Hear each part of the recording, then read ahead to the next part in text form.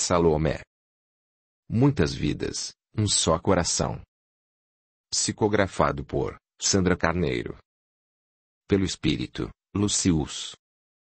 Sinopse. Ao acabar de conhecer alguém, você já teve a sensação de que já conhecia a pessoa de algum lugar? E mesmo constatando que realmente havia pela primeira vez, a sensação de já conhecê-la persistia? Muitos já passaram por essa experiência. E o Espiritismo nos esclarece sobre esses reencontros de afetos e desafetos do passado, que aparecem em nossa vida atual. Essa foi a experiência de Rafaela, narrada pelo Espírito Lucius no romance Salomé.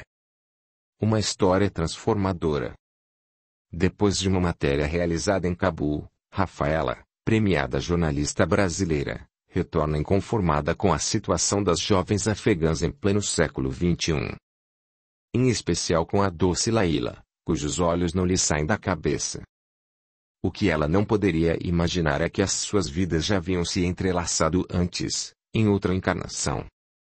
Escolhas feitas em plena Idade Média repercutiriam suas consequências agora como ecos do passado.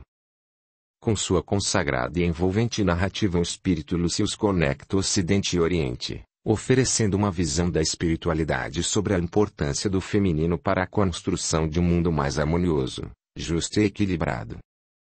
Ele faz uma homenagem às mulheres, reverenciando seu valor e a sua luta ao longo dos séculos, evidenciando seu sublime protagonismo para o futuro da humanidade. Jesus prossegue cercando a terra com recursos de renovação.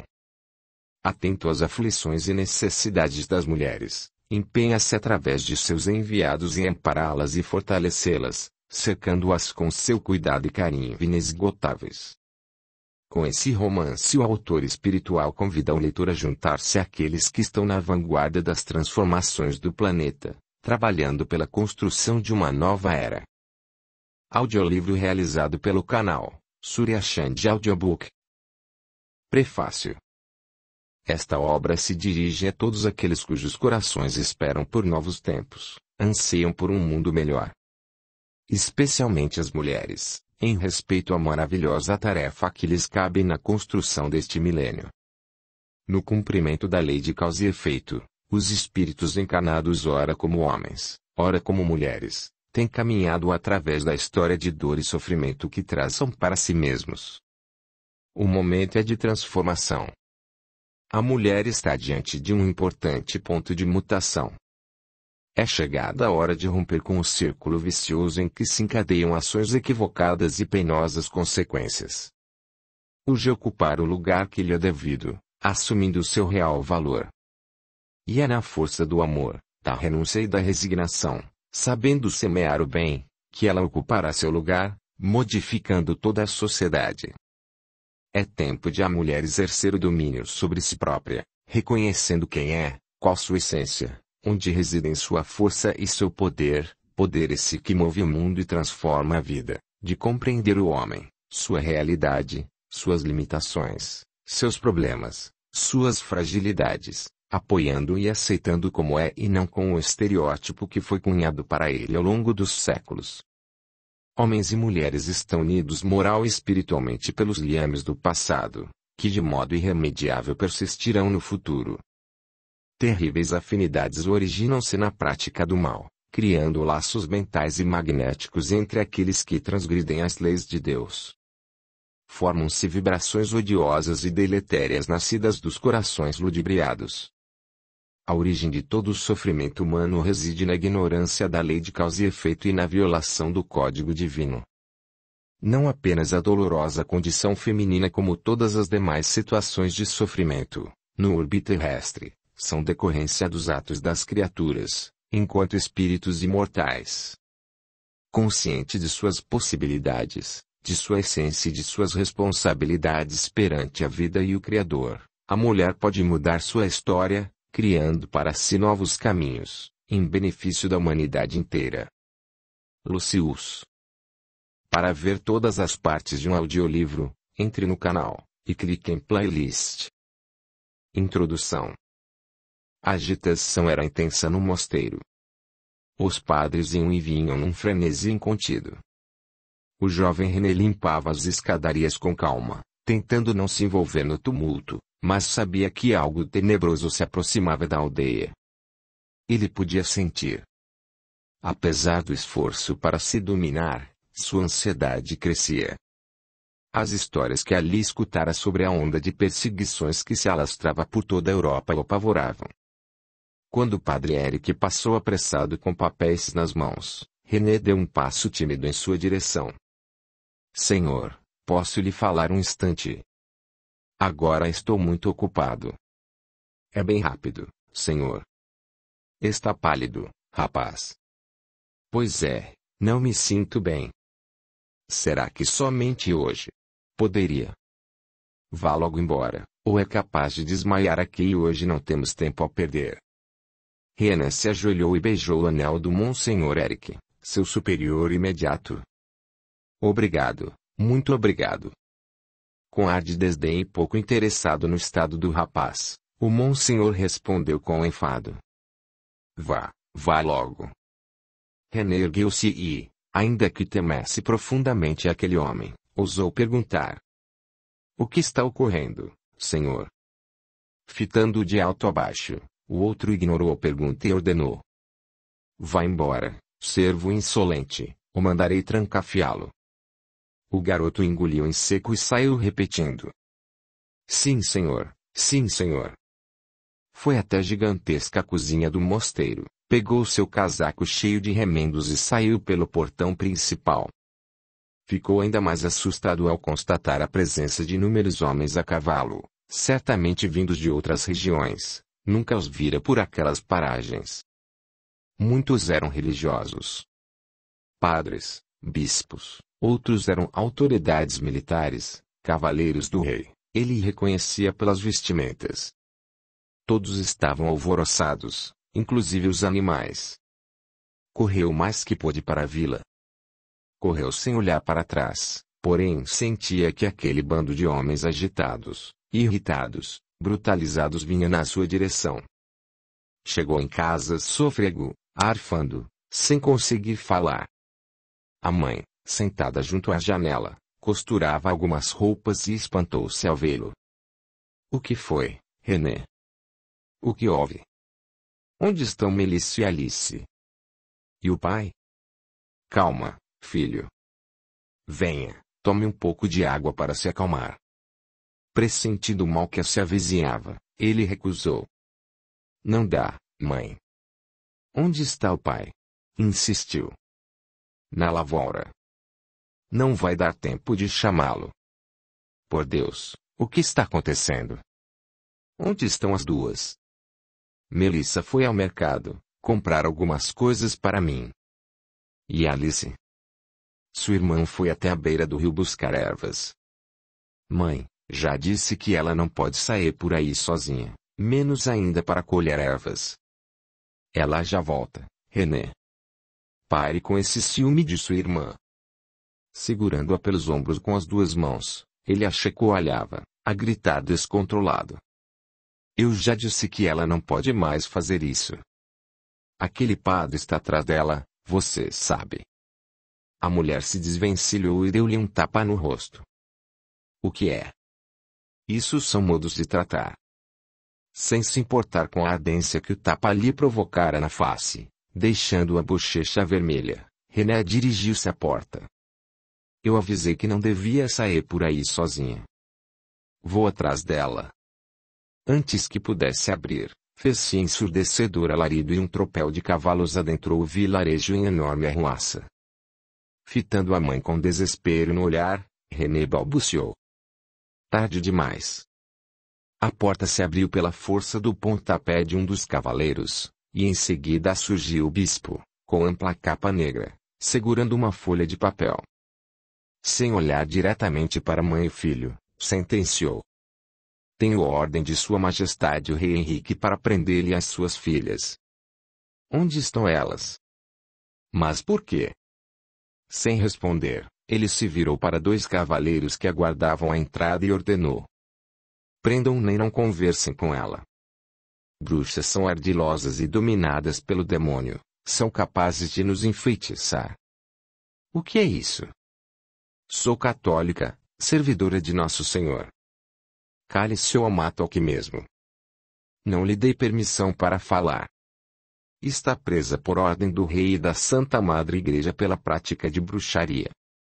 Eleonora respirou profundamente, buscando forças no âmago de seu ser. Onde estão as suas filhas? Não estão aqui. Vasculhem a casa. Rapidamente os cavaleiros voltaram. A casa está vazia. Então levem-me e vamos à procura das outras duas. Nesta vila, são ao todo 15. Eleonora empalideceu e olhou para o filho, que se mantinha de cabeça baixa. René se aproximou do religioso e fez menção de falar, no que foi logo interrompido. Caso deseje destino igual ao delas, abra sua boca. Se quiser viver, fique calado e salve-se. Tomado por uma força desconhecida, René agarrou o braço do clérigo e gritou impetuoso. Não podem agir assim. Elas não fizeram nada. Malditos. Não podem fazer isso. Você as defende, então? Prendam-no também. Afinal, irmão, deve entender de magia negra. Ódio e pavor transpareciam nos olhos do rapaz, que em vão tentava se desvencilhar. Foi arrastado e carregado junto com a mãe para uma grande carroça de madeira, fechada com um engradado também de madeira. Ambos foram enjaulados. Melissa apontou no final da rua. Caminhava depressa, atordoada com a movimentação dos militares e dos religiosos, que passavam por ela com rapidez e violência. Ao avistar à distância a mãe e o irmão enjaulados, escutou a voz exaltada de René. Corra, Melissa. Fuja. A jovem, com não mais de 16 anos, cabelos negros e longos, arregalou os olhos e hesitou, sem saber o que fazer, antes de correr em socorro dos dois, ouviu outra vez. Fuja agora. Salve sua vida. Largando as frutas que trazia a pedido da mãe, ela saiu correndo e se embrenhou por entre as estreitas vielas que formavam a vila. Entretanto, para desespero de René e de Eleonora, um cavaleiro não demorou a trazer a jovem arrastada pelos cabelos e julgá-la na jaula, como se fosse um animal. Os homens invadiram as casas, e foram aprisionando umas mulheres sentenciadas. Os membros da família que lhes dificultassem o intento, sendo homens ou mulheres, eram imediatamente presos também. Juntaram todos na praça central. O bispo se aproximou e indagou. Estão todos aqui? Tem certeza? Henri olhou atentamente para o grupo acuado no centro da praça. Virando-se para o bispo, respondeu. Falta uma, senhor. Vou procurar por ela. Acho que sei onde pode estar. Com destreza e grande habilidade, de um salto subiu em seu cavalo e saiu a galope para o rio que ficava a pouco mais de 3 quilômetros da vila. Cavalgava velozmente. Já dentro da floresta, perto do ponto à margem do rio onde imaginava que Alice estivesse, viu-a sair correndo do meio das árvores, em direção à vila. Apavorada, ia o mais rápido que podia. Ele a seguia com tenacidade. Ao chegar bem junto da moça, desceu e agarrou-a pelos cabelos. Não adianta, Alice. Acabou. Por favor, o que está fazendo? Cale-se, sua bruxa. Ela, apesar do medo que sentia, fitou com ternura e disse, tocando-lhe suavemente as mãos. Eu não sou bruxa, Henri, você sabe disso. Não vai me dominar de novo, nunca mais. É servidora de Lúcifer. Mas, Henri, você me enfeitiçou. Não consigo tirá-la do pensamento, bruxa. Em vão Alice tentou argumentar. Ele estava completamente cego. Amarrou-a, montou e seguiu para a vila, enquanto ela, presa ao captor, corria atrás do cavalo. Quando não conseguia acompanhar a velocidade do animal, era arrastada. A pequena distância da vila, podia-se ver uma nuvem de fumaça subindo ao céu. Alice não sabia mais o que sentia, nem conseguia pensar. dona de inteligência aguçada e forte percepção, vinha tendo, nas últimas semanas, sonhos premonitórios. Naquele momento, porém, não era capaz de fixar a mente em nada. Seu corpo estava todo arranhado e machucado, sangrando. Os cabelos misturados ao mato e gravetos do caminho faziam-na parecer uma louca. À medida que avançavam, ela, embora quase inconsciente, viu a cena mais horripilante de sua vida. No centro da praça fora montada a gigantesca fogueira, na qual sua mãe, seu irmão e sua irmã, bem como outros amigos e parentes, choravam em desespero. O fogo começava a se alastrar pelos feixes de madeira seca. Henri levou a jovem ao bispo e jogou-a a seus pés. Aqui está ela, como o senhor mandou. O prelado, fitando-a com lascívia, comentou baixo, de modo a que somente ela o escutasse. Vejo que agora já não está tão bela, nem tem condições de recusar meus favores. Queime, mulher. Queime, sua bruxa. Virando-se para um dos cavaleiros, ordenou. Coloque-a junto com os demais. O cavaleiro olhou para a fogueira que jardia e indagou. Como? Não vou poder chegar tão perto. O bispo, tomado por um ódio inexplicável, foi até o rapaz e encostou-lhe uma faca ao pescoço, ameaçador. Obedeça. Sem alternativa, ele agarrou Alice e, pondo-a em seu cavalo, aproximou-se o máximo possível do fogo. Então, lançou-a com toda a força no meio do povo. Ela caiu sobre alguns de seus amigos e, sem energia para erguer-se, foi perdendo os sentidos. Mesmo assim, podia perceber o bispo a fitá-la e o grupo de cavaleiros e padres, que presenciava a terrível cena, rindo e gritando. Bruxas! Salvem-se agora! A moça ainda ouvia vozes difusas, e viu o fogo chegando, depois sentiu o calor subir pelas pernas e suas roupas foram envolvidas pelas chamas. Identificou os gritos de pavor da mãe e da irmã e desejou encarar o irmão, mas não conseguiu. Dor atroz e desesperadora dominou por completo e ela desfaleceu. Antes que perdesse totalmente os sentidos, encontrou pela última vez o olhar de Henri, que em sua elegante montaria contemplava-a de longe. Foi aí que, tomada pela dor e pela aflição extrema, sucumbiu. Nota: Henrique VII, que reinou na Inglaterra entre agosto de 1485 e abril de 1509. Capítulo 1. Afeganistão, dias atuais. No instante em que abriu os olhos, naquela manhã, Laila sentiu-se assaltada por estranho medo.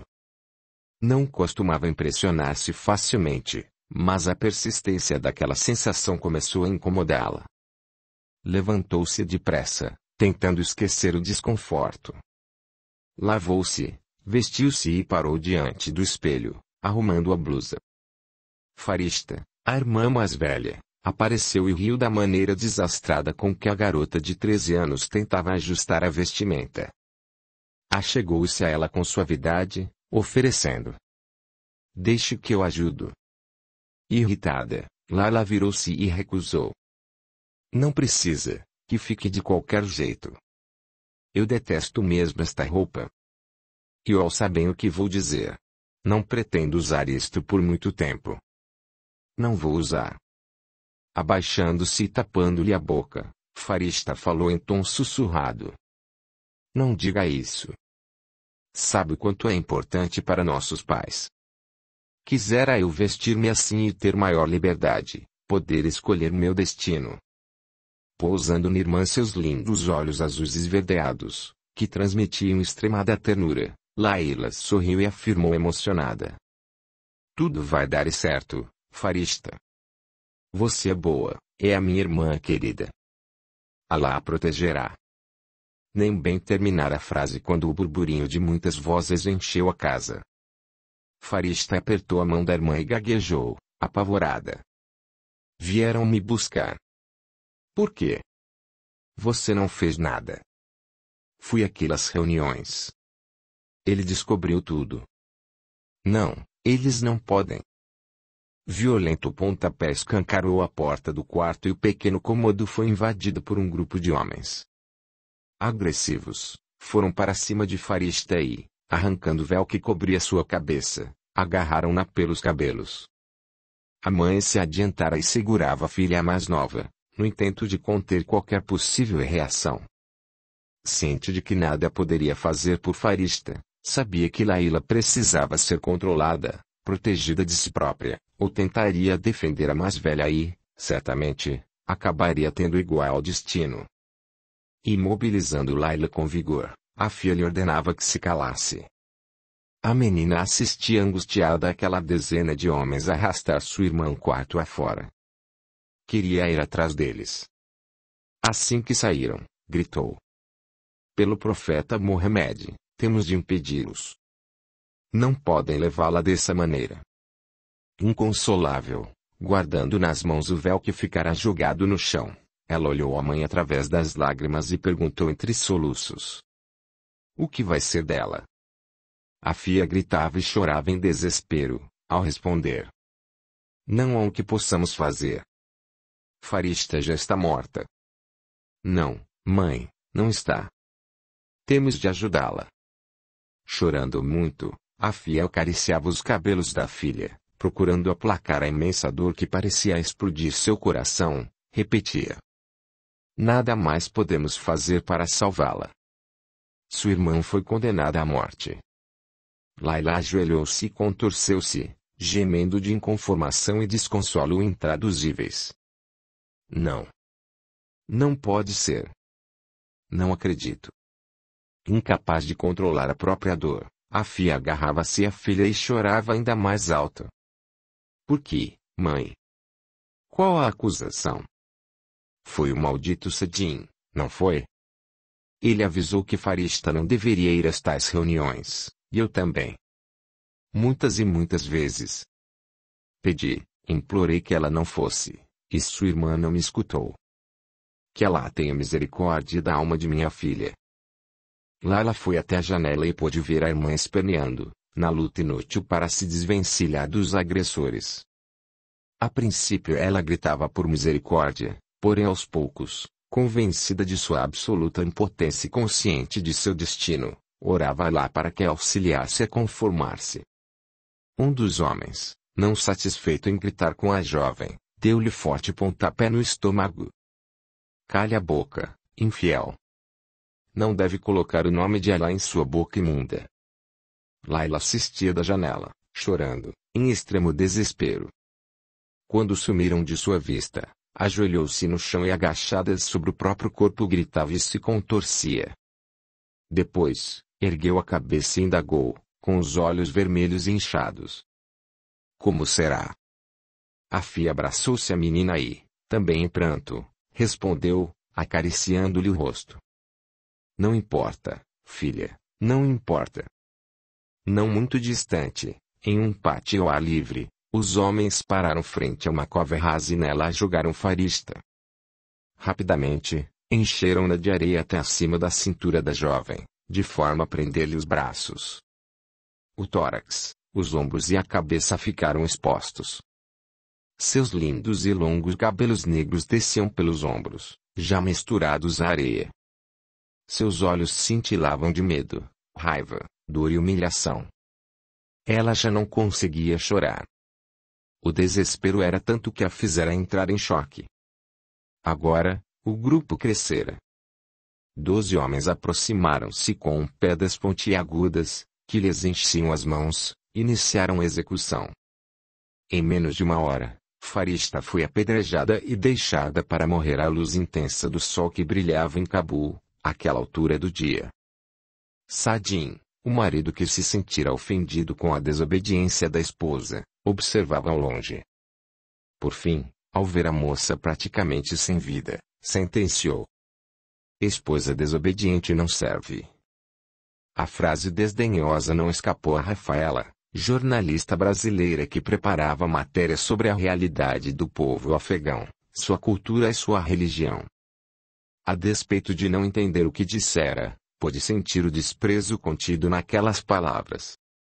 Seu ímpeto foi enfrentá-lo, mas estava chocada demais para qualquer reação.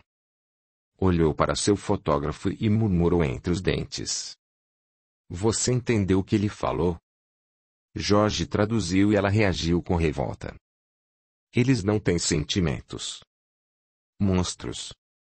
Minha vontade é dizer-lhe umas boas. Nem pense nisso, Jorge a desencorajou com firmeza. Quer ir para o mesmo lugar que ela? Não ousariam. Esqueceu o que tem acontecido com as jornalistas, em diversos países do Oriente Médio? Rafaela olhou fixo para o rapaz, suspirou fundo e prosseguiu, insistente. Tem de haver algo que possamos fazer. Não vou ficar aqui olhando esse absurdo, de braços cruzados.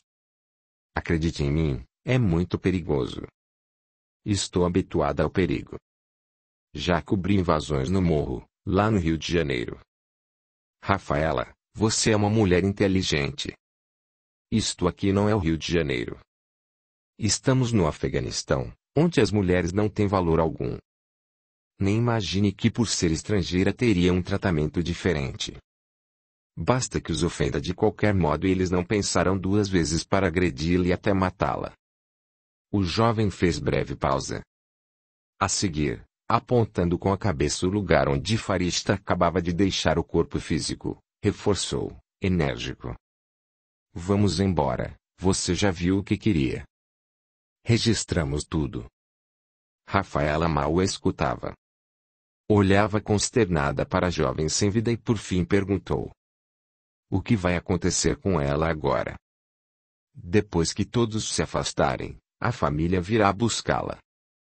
Pobre mãe, pobre família. Como os pais permitem que suas filhas sejam tratadas assim? Filhas são maldições, não se incomodam em perdê-las, caso cometam qualquer deslize. E qual foi, afinal, o dela? Sei lá. Rafaela olhou fixamente para a Farista, o que levou o fotógrafo a resmungar, contrariado. Aí, meu Deus, não. Eu conheço esse olhar. O que é que você está querendo fazer? O que vai aprontar? Vamos aguardar a família. É perigoso. É melhor irmos. Quero saber qual foi, afinal, o grande crime dessa jovem. E quero uma foto mais nítida, vamos até perto dela. Sem titubear nem esperar pelo colega, foi em direção à jovem apedrejada. Jorge a seguiu, hesitante e temeroso.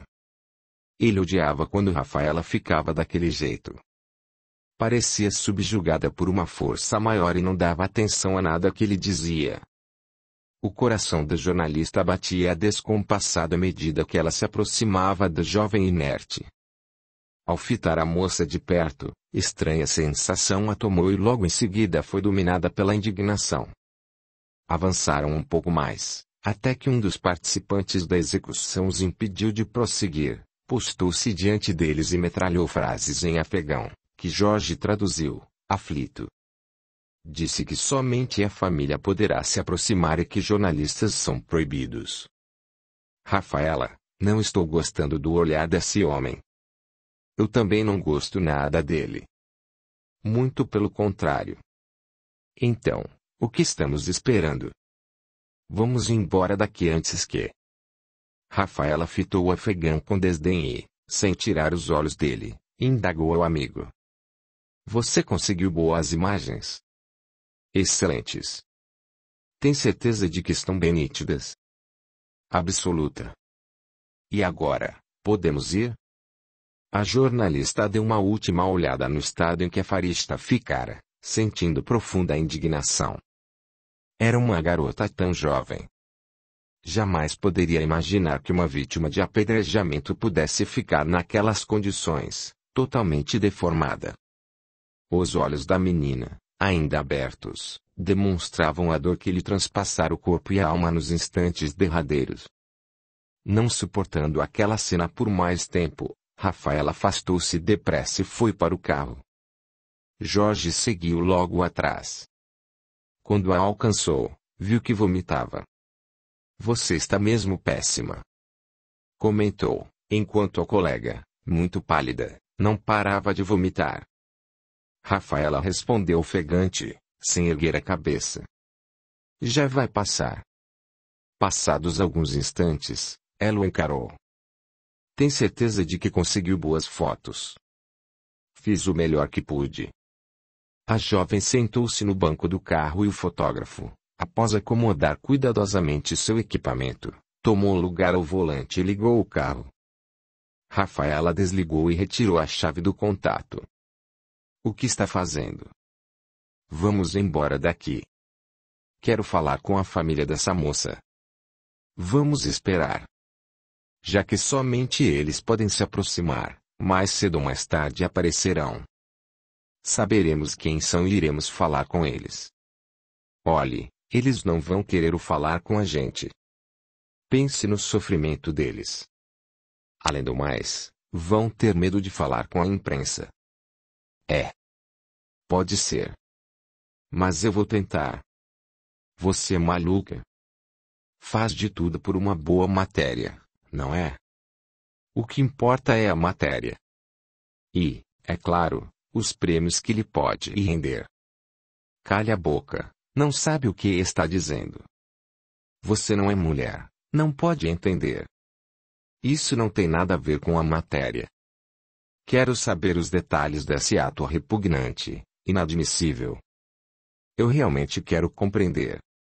Preciso das respostas. Dessa vez Jorge não retrucou. Vamos terminar o que começamos. Não vou embora sem saber qual foi o mal que essa moça cometeu, para merecer morrer desse jeito. Pelo que já conhecia da jornalista com quem trabalhava há pouco tempo, como freelance, Jorge sabia que não adiantaria argumentar e calou-se, contrafeito. Capítulo 2. Os dois aguardaram sob o sol escaldante por quase 2 horas. Quando o campo ficou vazio, 5 mulheres e um rapaz se aproximaram. Todos choravam muito, especialmente o último. Isso chamou a atenção de Rafaela, que não conseguia tirar os olhos do jovenzinho de cabelos negros. Com grande esforço, e chorando alto, retiraram a moça sem vida do buraco e a depositaram em uma carriola. Notando que se preparavam para deixar o local, Rafaela foi ao encontro deles, com seu intérprete. Vamos, Jorge, venha logo. Correram até alcançar o pequeno grupo. Todas as mulheres vestiam-se com burca negra, que as cobria da cabeça aos pés. Nenhuma parte de seus corpos podia ser vista. Os olhos também ficavam cobertos, por uma rede fina, que lhes permitia enxergar através dela. Rafaela cumprimentou-as. Já conhecia algumas palavras do idioma. Sem responder, elas olharam-se hesitantes e desconfiadas. Jorge explicou na língua nativa. Rafaela é jornalista. Estamos aqui para realizar uma matéria a ser publicada por uma importante revista no Brasil. Enquanto ele falava, as mulheres continuavam andando depressa. Jorge tentava atrair-lhes atenção e Rafaela seguia logo atrás. Elas, ignorando-os, não diminuíam o passo. Ao escutar o nome do país de onde vinham, o rapaz, que trazia os olhos vermelhos e inchados, voltou-se para Jorge e repetiu: Brasil? Atenta a cada movimento, Rafaela aproveitou a oportunidade, passou rápido à frente do colega e confirmou, mais de perto: Isso, somos do Brasil. Depois virou-se para Jorge e pediu: Explique melhor. Somos do Brasil e queremos falar sobre o que aconteceu com a jovem. Disse o fotógrafo, buscando captar-lhe a atenção. Os componentes do triste cortejo caminhavam sem pausa, como se desejassem fugir de alguém, de alguma coisa. Atravessaram uma rua movimentada por carros e pedestres, sem se deter uma única vez. Os 2 brasileiros os seguiam. O rapaz parecia desejar falar com eles. Ao chegarem a um muro alto, no qual havia pesado portão, o grupo de mulheres entrou depressa. O jovem parou, fixou em Rafaela os olhos úmidos de lágrimas, que expressavam imensa dor, e perguntou: Por que querem saber sobre minha irmã? Rafaela quis confirmar o que o Jorge traduzira. Então é irmão dela. O rapaz concordou balançando a cabeça. A jornalista examinava aquele jovem e via os mesmos olhos entristecidos e desesperados da moça que fora apedrejada. Fez-se breve silêncio, que ela rompeu. Estou há 2 semanas em seu país, fazendo meu trabalho, e a cada dia fico mais indignada. Ou, diria melhor, profundamente revoltada pela condição das mulheres aqui. Agora meu trabalho já ficou em segundo plano. Eu quero fazer alguma coisa para ajudar, embora ainda não saiba o que. Permita-me conhecer um pouco mais da situação de sua família, de sua história. Não por causa de uma matéria de revista, e sim por sua irmã. Como era o nome dela? Jorge traduzia tudo rapidamente. O jovem afegão baixou os olhos e limpou as lágrimas ao responder. Farista. Farista. A moça repetiu, tocando de leve o braço dele. É um lindo nome. O que significa? Uma mulher apareceu de repente, gritando muito alto, trazia no semblante um misto de sofrimento, revolta e medo. Arrastou o jovem para dentro, agressiva. Rafaela gritou em inglês, perguntando o nome dele, dito enquanto o maciço portão se fechava. Limar. Quando o portão terminou de se fechar, com um estrondo, Rafaela o chutou forte algumas vezes. Droga. Droga. Nós quase conseguimos. Anjo. O quê? É o significado do nome Farista. Anjo. Coitada. Que droga. A senhorita está convencida agora. Eu lhe disse.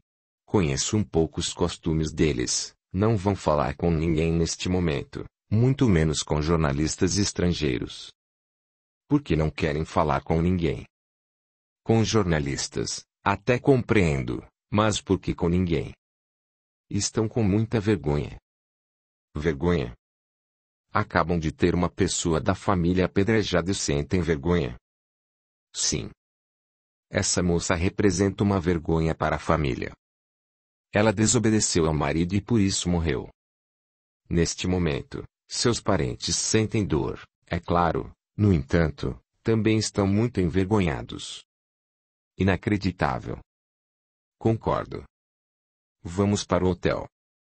Preciso de um banho para poder pensar. Tenho de armar um plano para entrar nesta casa e falar com a família. Você vai arrumar encrenca pesada. Já lhe disse que pode colocar sua vida em risco agindo assim. Para continuar por aqui, deve se conduzir com respeito pelos costumes deles. Já lhe disse. É perigoso demais.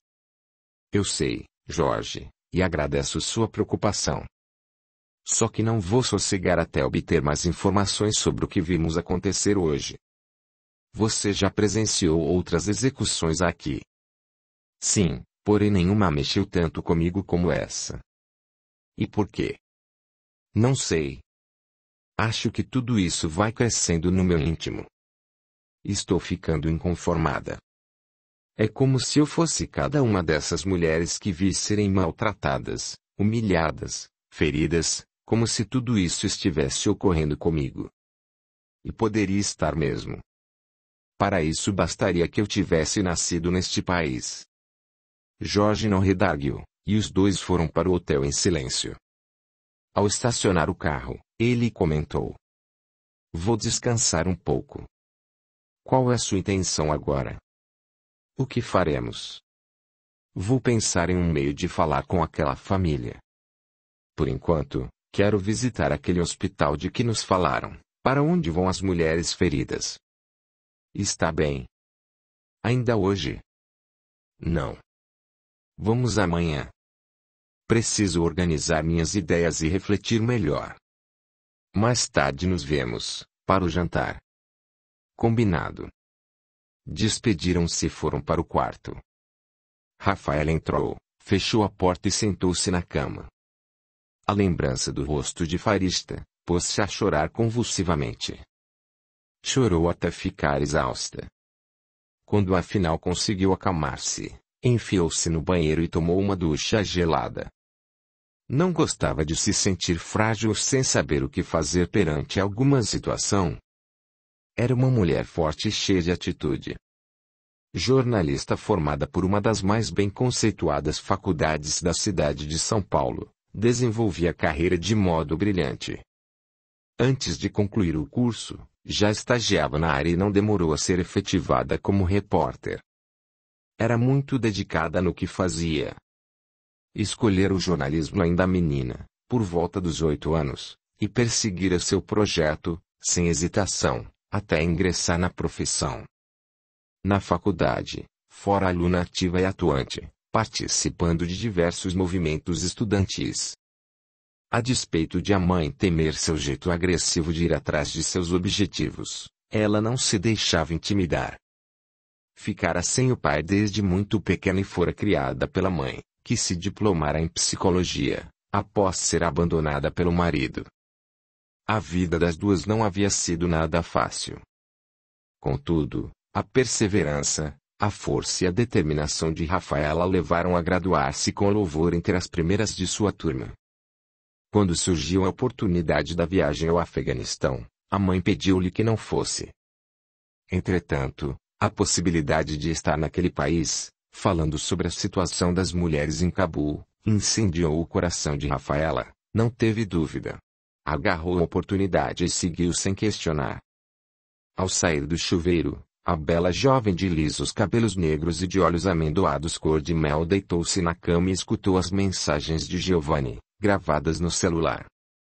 O namorado ligava todos os dias, preocupado com ela. Ouvidas as mensagens, ensaiou comunicar-se com ele. Digitou números, depois desistiu. Naquele momento, sentia-se demasiadamente irritada com os homens para fazer isso. Deitada, acabou adormecendo. Decorrido algum tempo, acordou com o telefone tocando. Não vai descer para jantarmos? Estou faminto. Que horas são? Quase 9:30. Puxa. Peguei no sono. Então desculpe, acordei você. Foi bom, estou com fome. Espere um pouco que já estou descendo. Vá pegando uma mesa e pedindo alguma coisa. Logo os dois jantavam no restaurante do hotel. Rafaela estava distante e pensativa. Jorge tentava distraí-la, contando suas peripécias nas diversas vezes em que estivera no Oriente Médio, trabalhando como fotógrafo. A colega acompanhava as narrativas, sem envolver-se muito com o que escutava. A certa altura, fixou nele o olhar indagador e disparou. Como você consegue lidar com tantas injustiças? Com tudo que vê, todas as barbaridades que já presenciou? Você também as viu no Brasil, não foi? Sim, mas as que vejo aqui me consomem. Não percebo por qual motivo. Injustiça é injustiça em qualquer parte. Você não entende. O quê? Não poderia compreender o que sinto. Afinal de contas, você é homem. Ah, então é isso? Agora está sendo preconceituosa. Acha que por ser homem sou insensível. Não é isso. Aprecio o seu trabalho, sei que é preciso ter sensibilidade para fazer o que você faz. Suas fotos são lindas, captam a alma dos protagonistas. Já a indignação que sinto, sendo mulher, por ver outras como eu vivendo tão oprimidas, sem direito a nada. Acho que você não pode compreender. Jorge estava mais sério ao responder. Também fico indignado com o que vejo aqui.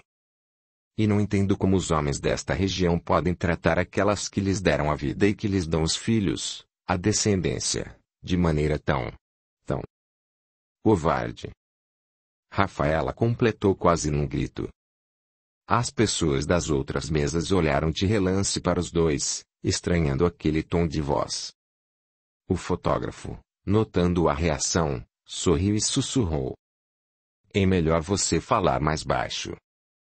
Eles devem supor que estamos brigando. Rafaela retribuiu o sorriso e se encostou na cadeira, relaxando ligeiramente. Acho que é a primeira vez que a vejo sorrir hoje. Também, Jorge, o que você queria? Assistir a um apedrejamento, no século XXI. Eu não estava preparada para aquilo. De novo a jovem mergulhou em suas reflexões. Jorge tentou distraí-la, mas foi impossível recapturar sua atenção, ela estava muito distante. Enquanto ele falava, Rafaela pensava e pensava.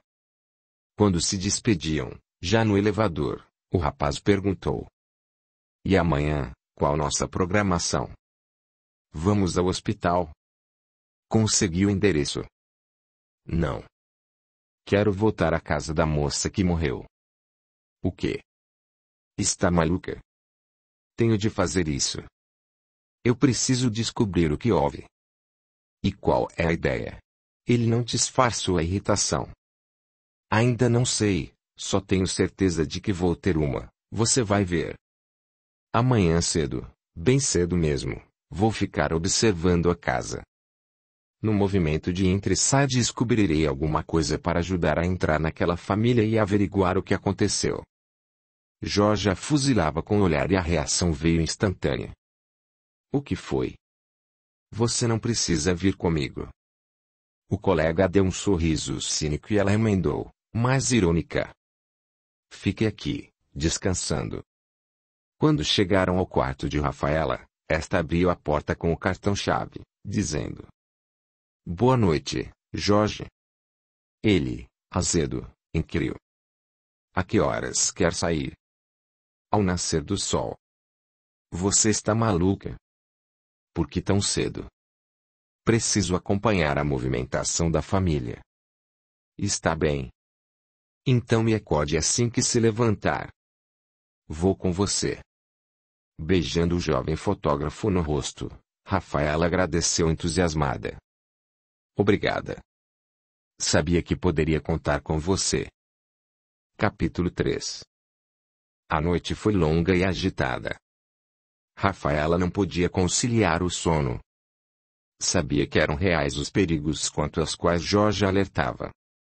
Já lera e discutira, em encontros com outros profissionais, depoimentos sobre como muitos jornalistas, mulheres em particular, eram tratados naquelas regiões. Parecia que os homens dali nutriam verdadeiro ódio pelas mulheres. De que outra forma explicar ataques tão insensíveis e violentos? Agressão física, estupro e frequentemente morte. As jornalistas eram desrespeitadas pela população, que parecia vê-las como invasoras. Rafaela se remexia na cama e refletia. Acho que seria melhor esquecer essa pretensão de aprofundar a matéria. Considerar meu trabalho concluído. Já está bom. Jorge tem razão. Para que escarafunchar mais uma situação dessas? Ele está certo.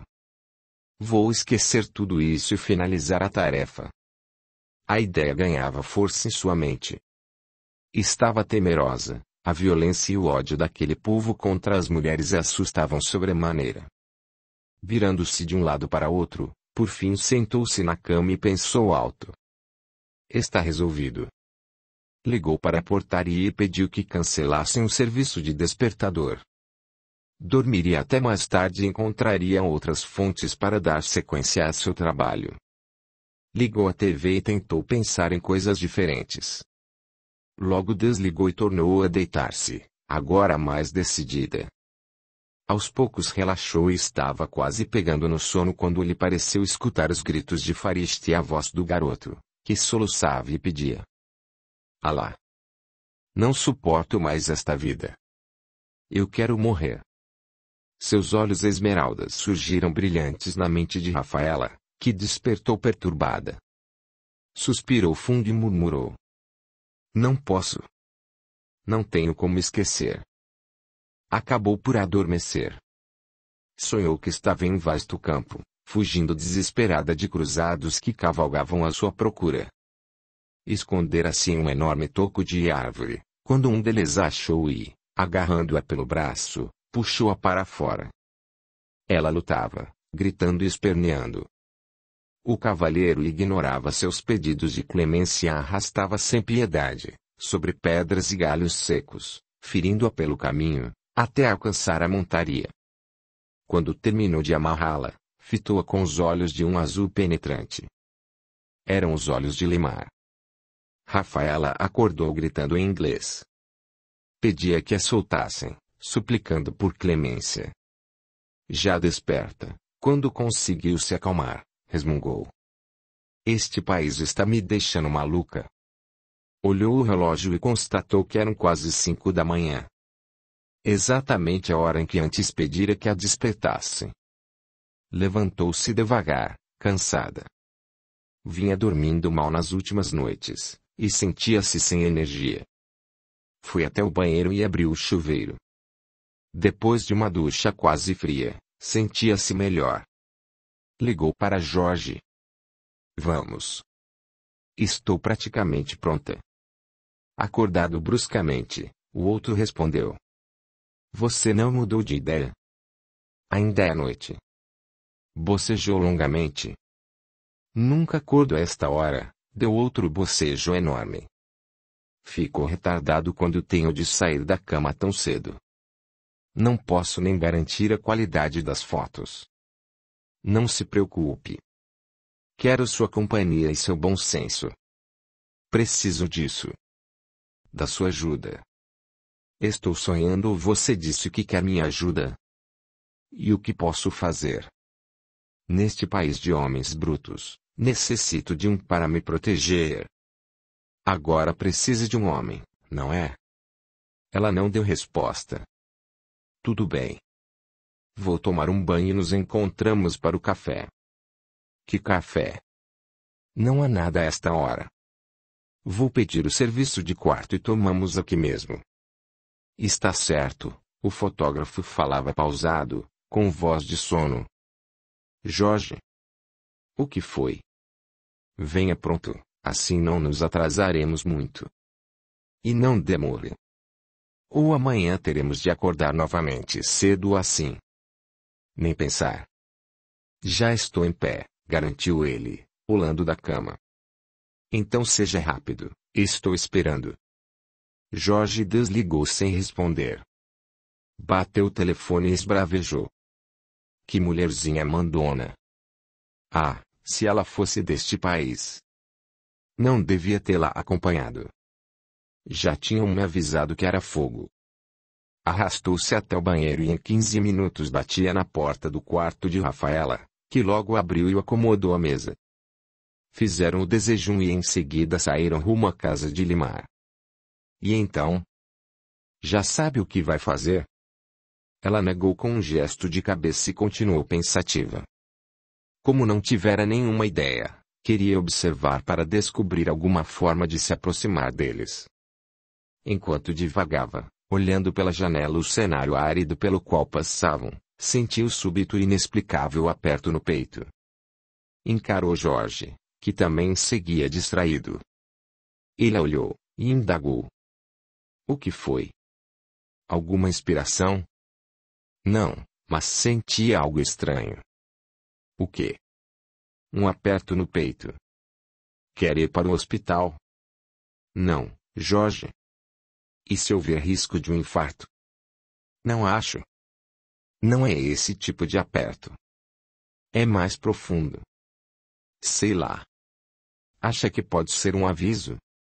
Aviso? Como assim? Uma intuição para não irmos. Claro que não. Eu não creio nessas coisas, nesses misticismos. Você sabe, só acredito no que vejo, no que é real, no que pode ser provado pela ciência. Você é meio cética, mesmo. Não é isso, olhou para o céu e pensou um pouco. Acho até que existe alguma coisa maior. Pois eu acredito em tudo. Acho que existe muita coisa além do que podemos ver. Você crê em Deus? Claro. Rafaela balançou a cabeça, reprovando a resposta do companheiro. Olha à sua volta. Há dor, pobreza e sofrimento por todos os lados. Destruição. Bombas. Injustiça. Veja o que fizeram ontem à garota. Poderia haver um Deus justo e bom, como a religião cristã pretende ensinar, com tanta maldade espalhada por toda parte. Não, Jorge. Eu não posso admitir esse tipo de fé. Se existe alguma coisa maior, está muito distante de tudo aqui na Terra. Jorge desacelerou o carro e disse: Chegamos. Onde vamos estacionar? O mais longe possível da casa. Em outra rua. Não quero que nos vejam. Estacionaram e procuraram um lugar a meia distância, de onde pudessem observar sem ser notados. Eram quase 7 horas da manhã quando o pesado portão se abriu. Lemar, a mulher que o pusera para dentro na véspera e um homem desconhecido saíram da casa, indo em direção oposta ao lugar onde estavam os jornalistas brasileiros. O rapaz andava atrás dos adultos, a passos lentos. Cerca de 2 horas mais tarde, a mulher, de certo mãe do garoto, retornou sozinha, trazendo alguns legumes, e entrou. O dia seguia muito quente. O sol intenso fazia arder o rosto de Rafaela, não obstante o bloqueador solar com que o besuntara. Sentia-se incomodada, nem o boné a protegia. Esfregando de leve a face com o antebraço, ela comentou, cansada: Não estou suportando esse sol que me queima. Estou muito vermelha. Um pouco. Não acha melhor irmos embora? Estamos aqui há horas e nada. O que você espera, plantada desse jeito? Sei lá, Jorge. Tudo isso está me dando nos nervos. Quero esperar um pouco mais. Quem sabe o menino aparece sozinho. Sei que ele falaria conosco. Você não acha? Jorge refletiu por instantes, depois consentiu. Pode ser. Aguardaram mais algum tempo. Já passava do meio-dia quando Lemar apontou do outro lado da rua. Rafaela, assim que o viu, ergueu-se, esticando-se toda, e disse ao colega: Acho que ele está sozinho. Vou lá. Espere, vamos aguardar para ter certeza. E se ele não estiver só? Ela esquadrinhou a redondeza, tentando avistar o homem que saíra cedo.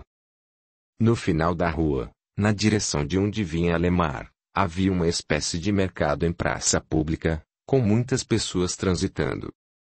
Ela não podia ver com clareza. O rapazinho se aproximava andando distraído. Quando estava a menos de um quarteirão da casa, Rafaela anunciou, indo ao seu encontro: Vou falar com ele antes que entre na casa. Não conseguiria ficar aqui o dia todo outra vez. Correu ao encontro do menino. Assim que a viu, ele se assustou e se retraiu. Ela pediu, em inglês: Por favor, preciso conversar com você. Quero muito saber o que houve com sua irmã. O garoto apertou o passo. Rafaela seguia ao lado dele, caminhando com firmeza. Ele respondia em sua língua e a jovem não compreendia. Iam cada vez mais depressa. Ao se aproximarem do portão, Rafaela segurou-o pelo braço e pediu, buscando ao mesmo tempo por Jorge, para auxiliá-la na tradução: Por favor, você precisa falar comigo. Quero apenas saber por que aconteceu aquilo com sua família. O fotógrafo acercou-se deles, na intenção de traduzir a conversa. Rafaela olhou fixo nos olhos de Lemar e disse: Eu só quero ajudar. Quando seus olhares se encontraram, Lemar não conseguiu desviar o cedo da moça ocidental parada à sua frente. Jorge traduziu a última frase e o garoto respirou fundo, pronto para falar. Nesse instante, ouviu-se um burburinho vindo por trás. Do caminho da praça um homem se aproximava, gritando e gesticulando agressivo. Quando o escutou, Lemar perturbou-se e quase em desespero dirigiu-se a Jorge. Vão embora agora. É perigoso, muito perigoso para ela. Meu pai está chegando furioso. Ele não quer ninguém rondando nossa casa. Rafaela, resoluta e irredutível, Não se moveu. Não iria voltar sem compreender o que sucedia naquela casa. Estava inconformada. A gritaria aumentava e se misturava a uma movimentação também proveniente do interior da casa. Lemar insistiu. Vão agora. Já. Rafaela olhou outra vez para o menino e repetiu, súplice. Eu só quero ajudar. Vou imortalizar sua irmã, em uma reportagem. Talvez possa até ajudar outras mulheres em condição semelhante à dela. Não deu tempo de Lemar responder. Um grupo de 6 homens chegara até eles, liderado pelo pai de Lemar. Ele gritou. Já para dentro, moleque insolente. Não quero você conversando com estrangeiros. Para casa agora. E não ponha os pés na rua por uma semana. Assim que terminar com esta aqui, vou acertar as contas com você. Lemar sequer esperou o pai terminar. Tomado de medo e raiva, entrou veloz, mas ao transpor o portão fitou uma vez mais Rafaela, agora cercada pelos companheiros do pai. Audiolivro realizado pelo canal Surya Chand Audiobook. Os homens começaram a agredir a jornalista. Primeiro verbalmente. Depois, o pai de Lemar deu-lhe um tapa no rosto, com tamanha força que ela foi ao chão. Jorge abaixou-se para auxiliá-la e acabou sendo chutado por outro. Agora ambos eram brutalmente chutados por todos. Todavia, o alvo era Rafaela, atacavam-na sem piedade. Jorge escapou e correu em busca de socorro. Para além do grupo que avançava feroz sobre a jovem, havia muitos espectadores curiosos. Todos homens. De dentro da casa, Lemar espiava pela fresta da janela. Seu rosto estava molhado de lágrimas que não paravam de descer. A mãe se impacientou e arrancou-o de lá. Venha, você já vai apanhar do seu pai por conversar com aquela mulher. E ela terá o que merece. Já pedimos que se afastasse de nossa família. Mãe, ela só quer ajudar. Ajudar? Do que você está falando? Ninguém, ouviu bem? Ninguém pode nos ajudar. Lemar correu para fora do quarto, aos prantos. A mãe olhou pela janela e saiu balançando a cabeça e murmurando. Mulher insolente. Usaram um pedaço de caibro sobre as pernas de Rafaela. Seu corpo estava coberto de sangue quando Jorge retornou com alguns policiais. Os agressores estavam a ponto de usar o caibro na cabeça da jovem, mas foram impedidos pelos guardas. Parem, já chega. São jornalistas. Ela já aprendeu a lição. A polícia dispersou o grupo e ordenou que Jorge a tirasse dali. Leve-a para um hospital. O mais próximo fica logo após a praça. E não voltem aqui, pois não vamos interferir de novo. Jorge imediatamente colocou Rafaela no carro e partiu em disparada. A princípio ela gemia baixinho e o companheiro pedia desesperado. Aguente firme, Rafaela. Aguente. Antes que chegassem ao hospital, ela perdeu os sentidos e entrou desacordada na unidade de emergência. Mesmo assim, demorou muito tempo para ser atendida. Informada de que se tratava de uma mulher, a equipe médica não teve pressa em socorrê-la. Jorge não sossegou um minuto, enquanto não encontrou alguém para examinar e medicar a colega. Capítulo 4. Era hora do almoço em São Paulo. Luana queria fazer uma surpresa para Bernardo. Para isso precisara desvencilhar-se de seus inúmeros afazeres e responsabilidades, deixando os filhos Marcelo e Pedro aos cuidados da babá. O motivo, no caso, era que andava meio cismada, preocupada com o seu casamento. Sentia o marido distante e muito envolvido com o trabalho, passando demasiado tempo longe da família. Naquele dia, decidiu surpreendê-lo como costumava fazer quando ainda namoravam. Comprou um vestido novo, lindo e sensual, passou a manhã no cabeleireiro, encomendou a sobremesa favorita dele e foi ao seu encontro no escritório da Avenida Paulista onde Bernardo, advogado bem-sucedido, atendia a uma clientela seleta e exigente. Enquanto dirigia pela cidade, observava as mulheres andando apressadas e pensava que talvez não devesse ter parado de trabalhar depois que os filhos nasceram. Todas aquelas mulheres deviam ser mais felizes do que ela. De imediato se sentiu culpada. Como podia pensar assim? Tinha 2 filhos que amava com devoção, um marido bom, um lar, tudo com que sempre sonhara. Então por que não estava satisfeita? Lembrou-se da alegria indescritível que experimentara ao se casar. Ela fora, naquele dia, a pessoa mais feliz do mundo. Ao evocar o rosto sorridente de Bernardo, teve um aperto no peito. Ele era o homem de sua vida e só de pensar no quanto se afastara ultimamente seu coração disparou. Seus olhos se turvaram de lágrimas e ela quase passou direto pelo estacionamento, recompôs-se a tempo e parou o carro, limpando os olhos. Respirou fundo e falou baixinho. Nossa Senhora, me ajude. No momento em que entrava no prédio, sua atenção foi atraída para uma imagem familiar. No café da esquina, um homem de costas conversava animado com uma mulher muito bonita, e de vez em quando a beijava. Luana gelou. Aquele homem era tão parecido com Bernardo. Seu coração voltou a disparar, batendo acelerado. No impulso, ela tomou a direção do café. Depois estacou e raciocinou. O que estou fazendo? É claro que aquele homem não é Bernardo. Não, imagine. Ele jamais faria isso. Ameaçou voltar para a porta do prédio, mas estava irremediavelmente perturbada pela desconfiança. Resolveu espreitar. Andou escondida até a outra esquina, de onde poderia ver o casal pela frente. A mulher, não muito jovem, era linda e elegante. De aparência delicada e bem cuidada, tinha cabelos castanho claros, na altura dos ombros, usava maquilagem leve, com os lábios pintados de vermelho. O homem parecia deslumbrado.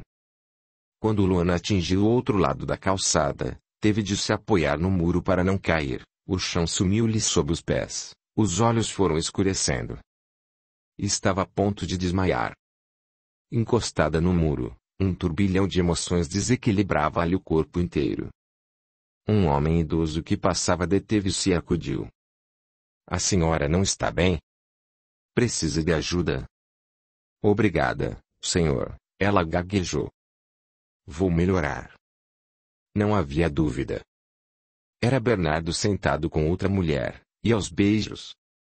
Luana sentiu sangue subir-lhe as faces.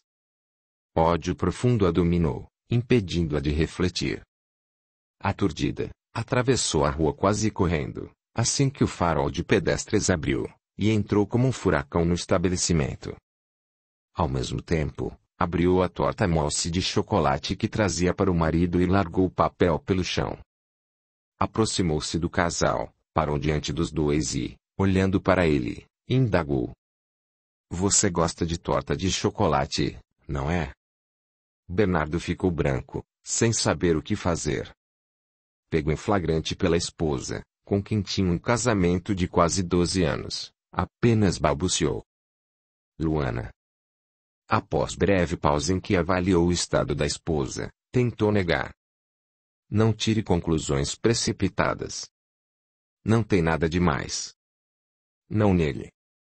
Eu vi você aos beijos com essa. Desclassificada. Ergueu a voz, descontrolada, chamando a atenção de todos com seus gritos. Você acha que eu sou idiota? Continuou. Uma trouxa que larga em casa enquanto se diverte com qualquer vadia. Ele olhou de relance para Michele, que tratou de repelir o insulto. Olhe aqui, não me ofenda. Às primeiras palavras da outra, Luana não teve dúvida. Esmagou a torta no rosto dela e bradou. Suma daqui. Saia de perto do meu marido, periguete atrevida. Bernardo tentou contê-la, mas a esposa estava completamente fora de controle. Aos prantos e berros, não se importava com o escândalo que a expunha aos olhares de todos. ameaçava os dois e chorava. Michelle ergueu-se e fez menção de avançar sobre ela, quando Bernardo a deteve. Não faça isso. Vamos sair daqui.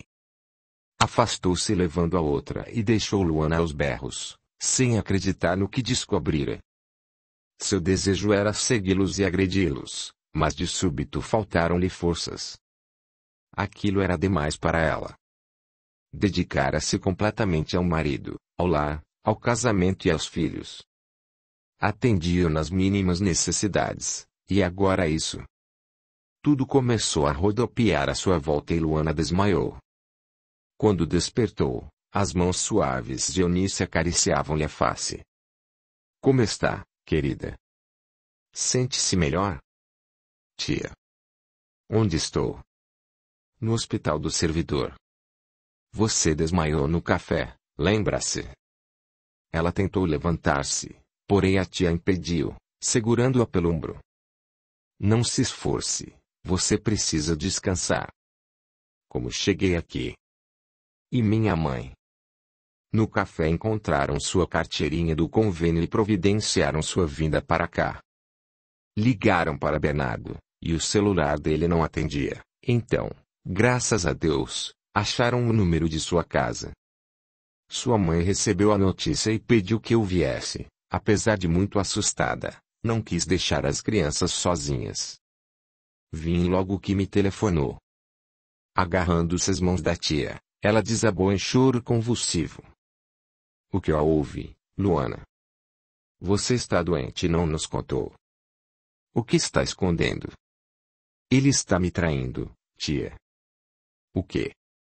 O Bernardo estava com outra mulher, lá no café. Tem certeza? Será que não está tirando conclusões precipitadas? Não. Eu vi os dois juntos, aos beijos. Luana agarrava ainda mais as mãos de Eunice, que suspirou fundo, invocando toda sua experiência como psicóloga. Abraçou a sobrinha e procurou com cuidado as palavras adequadas para transmitir-lhe algum conforto.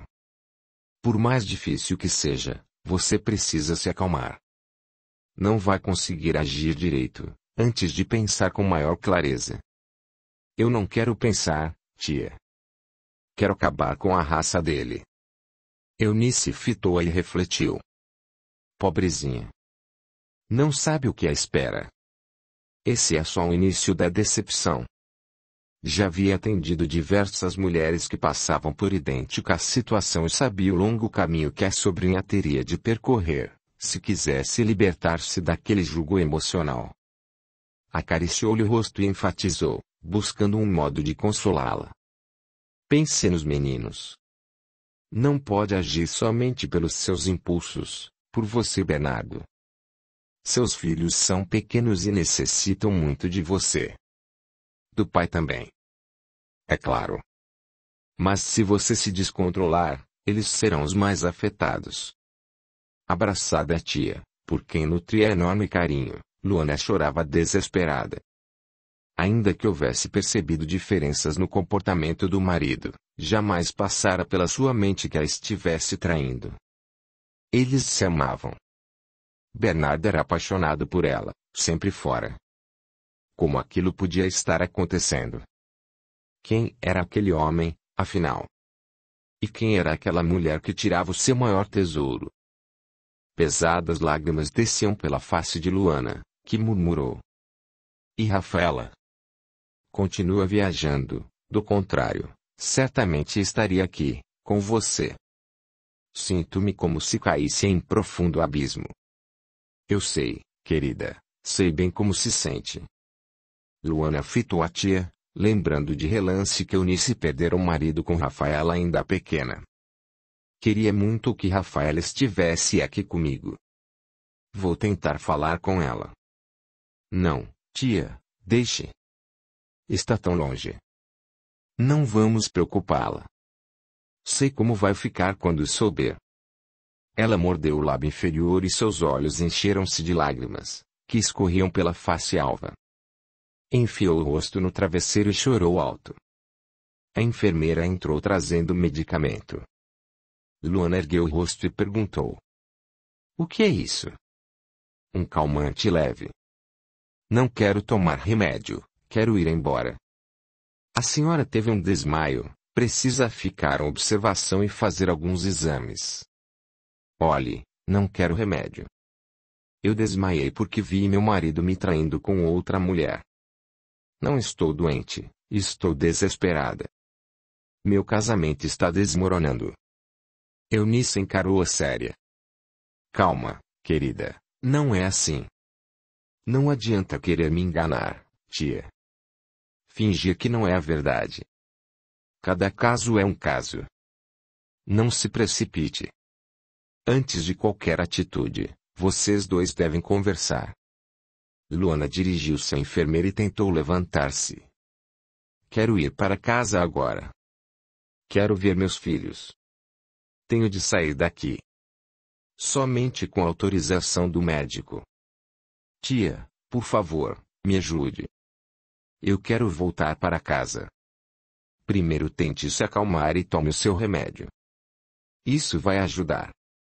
Enquanto isso, vou falar com o médico. Eunice saiu quando a sobrinha ingeriu o medicamento, demorou um pouco, e retornou com o médico de plantão. Ele vinha com o prontuário nas mãos. Ao entrar no quarto, mediu a pressão da paciente e depois esclareceu os procedimentos a serem seguidos. Vou autorizar sua alta, mas antes deverá fazer alguns exames. Coisa simples. Um eletrocardiograma e um eletroencefalograma, por garantia. Não quero, doutor, vai demorar muito. Para que serve o remédio que me deu? É um calmante suave. E por que um calmante? A senhora está muito nervosa, com dificuldade para se controlar, o remedinho vai ajudá-la. Não se preocupe, é bem leve. Terá de tomá-lo em casa também. Luana olhava o médico sem responder. Ele acrescentou. E não vou deixar a senhora ir antes de fazer esses 2 exames, nem adianta argumentar. Prometo que farei de tudo para que seja logo dispensada. Anotou os dados da pressão arterial e saiu do quarto. Luana olhou para a tia, suplicante, e Eunice balançou a cabeça. Não tem jeito, já falei com o responsável pela internação. Eles só vão liberar você após os exames.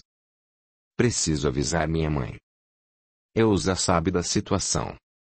Mas para tranquilizar você e ela, vou telefonar outra vez. Acho melhor, tia. Minha mãe tinha compromissos de trabalho para esta tarde.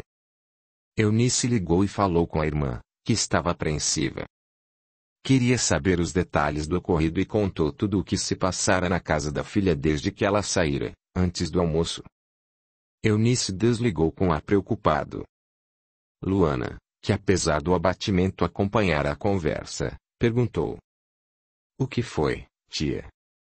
Tudo bem lá em casa, com as crianças. O que está vendo? O Bernardo esteve lá? As crianças estão bem. Então o que é?